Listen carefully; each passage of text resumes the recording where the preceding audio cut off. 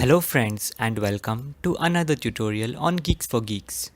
In this video, we are going to understand the program which helps us in finding the root to leaf paths having equal lengths in a binary tree. First, let us take an example. In the first input, 4 paths are of length 3, and in the second input, 2 paths are of length 3 and 2 paths are of length 4. Now, let us see the approach. The idea is to traverse the tree and keep track of path length. Whenever we reach a leaf node, we increment path length count in a hash map. Once we have traversed the tree, hash map has counts of distinct path lengths. Finally, we print contents of hash map. Next, let us see the algorithm. Let us also have a sample tree to test our algorithm. We pass the root node, that is 10, to the path counts function. So, root will point to 10. Next, we create a map M and pass root M and 1 to path count util function. Now in the path count util function, since node is not null, we check if it is a leaf node.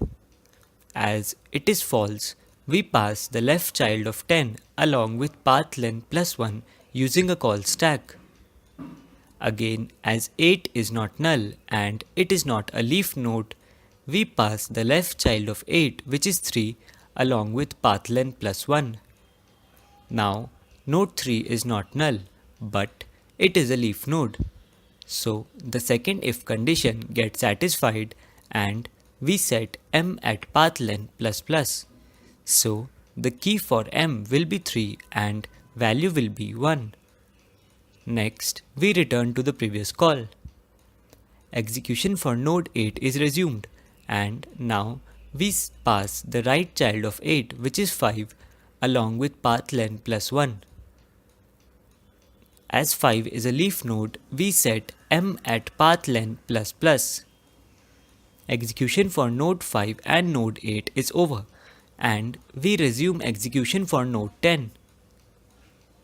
We pass the right child of 10, which is 2, along with path length plus 1.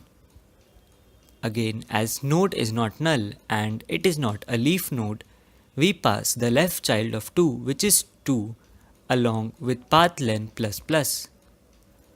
As node is not null, we check if it is a leaf node.